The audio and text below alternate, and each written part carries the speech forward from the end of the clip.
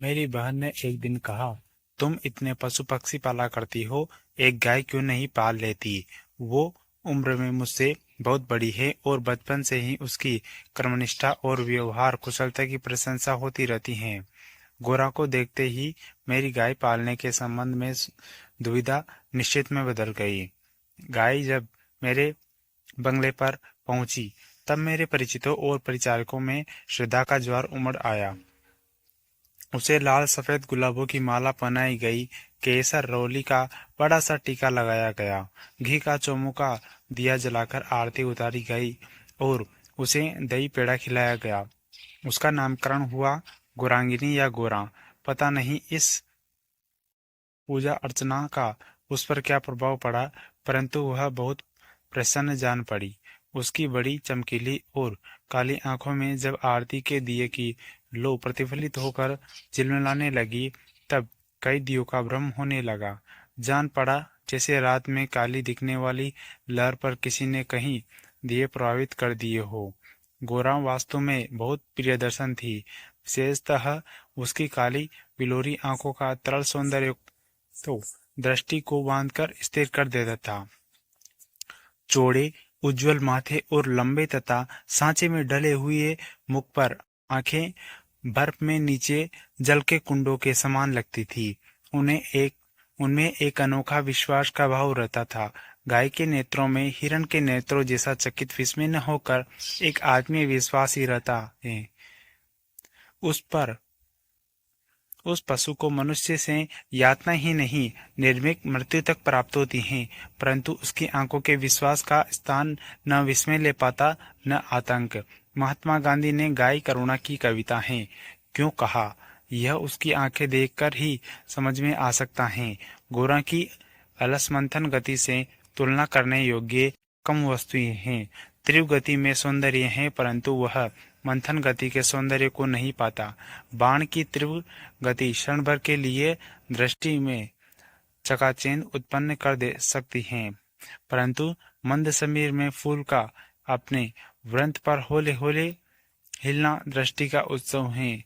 कुछ ही दिनों में यह सबसे बड़ी हिलमिल गई कि अन्य पशु पक्षी उसकी लघुता और विशालता का अंतर भूल गए। कुत्ते बिल्ली उसके पेट के नीचे और पैरों के बीच में खेलने लगे। पक्षी उसकी पेट में और माथे पर बैठकर उसके कानों तथा आंखें खुजलाने लगे। वह भी स्थिर रहकर और आंखें मूंदकर मानो उसके संपर्क सुख की अनुभूति में खो जाती थी।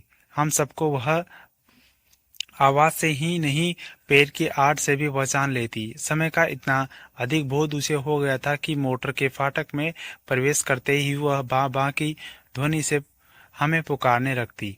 चाय नाश्ता तथा भोजन के समय से भी वह इतनी परिचित थी कि थोड़ी देर तक पाने की प्रतीक्षा करने के उपरांत रंबा रंबा खर घर सिर पर उठा लेती थी। 1 वर्ष के उपरांत गोरा एक अष्टपुष्ट सुंदर वत्स की माता बनी। वत्स अपने लाल रंग के कारण गेरू के पुतले जैसा जान पड़ता था। उसके माथे पर पान के आकार का श्वेत तिलक और चारों पैरों पर खुरों के ऊपर सफेद बल्लम जैसे लगते थे, मानो गेरू के बने वत्स मूर्ति को चांदी के आभूषणों से अलंकृत कर दिया गया हो। बछड़े का नाम रखा गया लालमणि, परंतु उसे सब लालू के संबोधित पुकारते थे। माता पुत्र दोनों निकट रहते, पर हिम राशि और जलते अंगारों का स्मरण कराते थे। अब हमारे घर में मानो दुग्ध महोत्सव का आरंभ हुआ। गोरा प्रातः 12:30 से लगभग दूध देती थी, अतः लालमणि के लिए कई शेर छोड़ देने पर भी इतना अधिक शेष रहता कि आसपास के बाल गोपाल से लेकर कुत्ते बिल्ली तक सब तक मानो दूधो नाव का आशीर्वाद फलित होने लगा। कुत्ते बिल्लियां ने तो एक अद्भुत दृश्य उपस्थित कर दिया था। दुग्ध दोहन के समय वे सब गोरा के सामने एक पंक्ति में बैठ जाते और महादेवी उनके आगे उनके खाने के निश्चित बर्तन रख देती। किसी विशेष आयोजन पर आमंत्रित अतिथियों के समान वे परम शिष्टता का परिचय देते हुए प्रतीक्षा करते रहते। फिर नाप नाप कर सबको पत्रों में दूध डाल दिया जाता था, जिसे पीने के उपरांत वे एक बार फिर अपने स्वर में कृतज्ञता ज्ञापन सा करते हुए गोरा के चारों ओर उछलने कूदते लगते। जब तक वे सब चले न जाते, गोरा प्रसन्न दृष्टि से उन्हें देखती रहती। जिस दिन उनके आने में विलंब होता, वह रंबा रंबा कर मानो उन्हें पुकारती। पर वह दुग्धोन की समस्या कोई समाधान चाहती थी।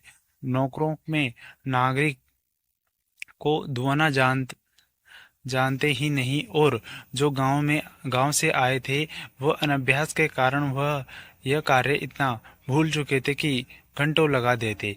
गोरा के दूध देने के पूर्व जो ग्वाले हमारे यहाँ दूध देता था, वह उसमें इस कार्य के लिए अपनी नियुक्ति के विषय में आग्रह किया। जब हमें अपने समस्या का समाधान पा लिया, 2-3 मास के उपरांत गोरा ने दाना चारा खाना बहुत कम कर दिया और उसके उत्तरोत्तर दुर्बल और शिथिल रहने लगी। चिंतित होकर मैंने पशु चिकित्सकों को बुलाकर दिखाया। वे कई दिनों तक अनेक प्रकार के निरीक्षण, एक्सरे आदि द्वारा रोग का निदान खोजते रहे। अंत में उन्होंने निर्णय दिया कि गाय को सुई खिला दी गई है, जो उसके रक्त संचार के साथ हृदय तक पहुंच गई है। अब सुई गाय के हृदय के पार हो जाएगी, तब रक्त संचार रुकने से उसकी मृत्यु निश्चित है। मुझे कष्ट और आश्चर्य दोनों की अनुभूति हुई। सुई खिलाने का तात्पर्य क्या हो सकता है? दाना चारा तो हम स्वयं देखभाल करते थे, परंतु संभवतः उसी में सुई चली गई होगी। पर डॉक्टर के उत्तर से ज्ञात हुआ कि दाने चारे के साथ गई सुई गाय के मुख में ही छिदकर रह जाती। गुड़ की बड़ी डली के भीतर रखी सुई ही गले के नीचे उतर जाती हैं और अंततः रक्त संचार से मिलकर हृदय में पहुंच सकती हैं। अंत में एक ऐसा निर्भीक सत्य उद्घाटित हुआ जिसकी कल्पना भी मेरे लिए संभव नहीं थी। प्राय कुछ ग्वाले ऐसे घरों में जहां उनसे अधिक दूध लिया जाता था, गाय का आना सह न पाते।